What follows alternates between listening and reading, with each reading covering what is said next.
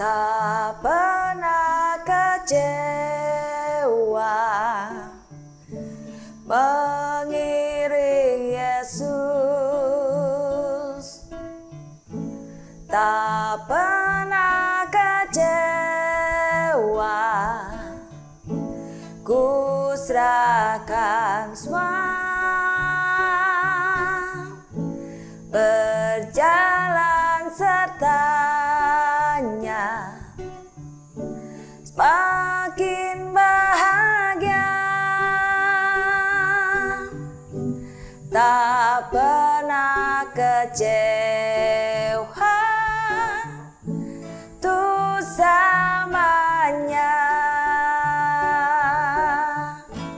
tak pernah kecewa mengiring Yesus, tak pernah kecewa, ku serahkan semua, berjalan sertanya, semakin bahagia,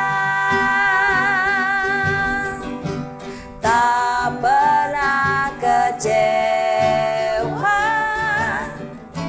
tuh selamanya, tak pernah kecewa mengiring Yesus, tak pernah kecewa, ku serahkan semua, berjalan sertanya, semakin bahagia, tak pernah kecewa, tuh selamanya.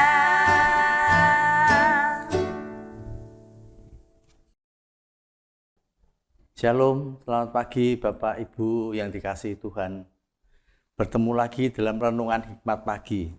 Sebelum kita memulai aktivitas hari ini, kita persiapkan hati untuk mendengarkan firman Tuhan. Sebelumnya mari kita terlebih dahulu mengawalinya dengan berdoa. Mari kita berdoa. Bapak kami yang ada di surga, kami mengucapkan banyak terima kasih dan syukur padamu Tuhan, karena Engkau selalu menyertai kami, memberi kami kekuatan dan kesehatan, sehingga kami pun boleh berbagi untuk menyampaikan sedikit renungan firman Tuhan. Kiranya Engkau yang akan memberkati kami. Ya, dalam nama Tuhan Yesus kami berdoa. Amin. Renungan hari ini akan dibawakan oleh Ibu Betty Octavia dengan tema Jangan Mendua Hati. Bacaan diambil dari Yakobus 1 ayat 8 yang berbunyi demikian. Orang itu ragu-ragu, tidak punya kepastian dalam hidupnya.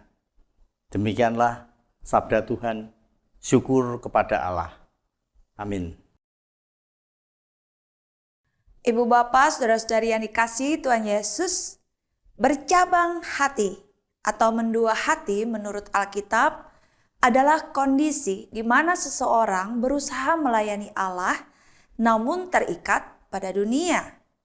Alkitab dengan tegas memperingatkan bahwa hati yang terbagi akan menghasilkan kehidupan yang bimbang, tanpa ketulusan, ketidaktaatan, dan berakhir pada kehancuran rohani dan hidup. Dalam Matius 6 ayat 24, Yesus menegaskan bahwa Allah tidak mau, tidak suka, tidak bisa diduakan. Tak seorang pun dapat mengabdi kepada dua tuan, karena jika demikian ia akan membenci yang seorang dan mengasihi yang lain, atau ia akan setia kepada yang seorang dan tidak mengindahkan yang lain. Kamu tidak dapat mengabdi kepada Allah dan kepada Mamon. Ibu bapak yang dikasihi Tuhan Yesus, Yesus tahu hati manusia hanya bisa setia pada satu tuan. Oleh sebab itulah ia menuntut pilihan mutlak untuk mengutamakan Allah daripada kenikmatan duniawi yang sementara. Amsal 11 ayat 13 memperingatkan tentang lidah dan hati yang bercabang. Hal ini dapat membuat seseorang menjadi pribadi yang munafik karena terlihat rohani di luar, namun menyimpan niat jahat atau egois di dalam. Yakobus menggambarkan orang yang mendua hati sama seperti gelombang laut yang diombang-ambingkan angin. Mereka tidak akan memperoleh apa-apa dari Tuhan karena hidup dalam kebimbangan. Mereka tidak akan pernah mengalami ketenangan. Sebagaimana tertulis di dalam Yakobus pasal yang pertama ayat 8. Orang yang mendua hati tidak akan tenang dalam hidupnya. Salah satu contoh Alkitab tentang kegagalan hidup akibat mendua hati adalah kisah hidup Raja Salomo. Di awal pemerintahannya ia mengasihi Tuhan. Namun di kemudian hari hatinya bercabang ketika ia membiarkan dirinya dipengaruhi oleh istri-istri untuk menyembah berhala. 1 Raja-Raja 11 ayat 4 mencatat, sebab pada waktu Salomo sudah tua, istri-istrinya itu mencondongkan hatinya kepada allah-allah lain, sehingga ia tidak dengan sepenuh hati berpaut kepada Tuhan Allahnya seperti Daud ayahnya. Akibatnya kerajaan daripada Salomo pecah di masa pemerintahan anaknya Rehabeam. Ibu bapak yang dikasihi Tuhan, Tuhan menuntut umatnya untuk sepenuh hati berpaut kepadanya, tidak bercabang atau mendua hati.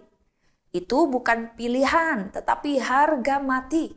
Kiranya Tuhan mendapati hati kita murni, fokus, dan sepenuhnya tertuju dan berpaut hanya kepadanya.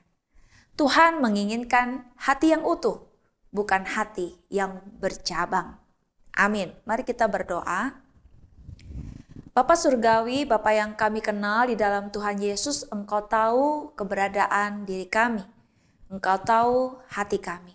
Dan kiranya Engkau mendapati hati kami utuh, berpaut hanya kepada Tuhan Yesus Kristus saja. Tidak bercabang kemana-mana. Kami tetap setia kepadamu ya Allah. Kami tetap hidup di dalam perkenanan-Mu. Kami tetap menyenangkan hati-Mu. Kiranya Tuhan terus menuntun langkah kehidupan kami, menyertai kami sampai pada kesudahannya untuk kami didapati sebagai hamba-hamba Tuhan.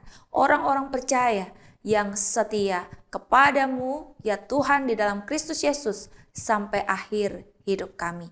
Terima kasih untuk kebenaran firman Tuhan yang boleh kami renungkan pada pagi hari ini, dan kami mempercayakan segala karya-karya kami, aktivitas kami sepanjang hari ini. Mohon Tuhan memberkati, memimpin, menyertai, jauhkan dari segala yang jahat, dan biarlah kami boleh hidup senantiasa menjadi berkat bagi orang-orang di sekitar kami.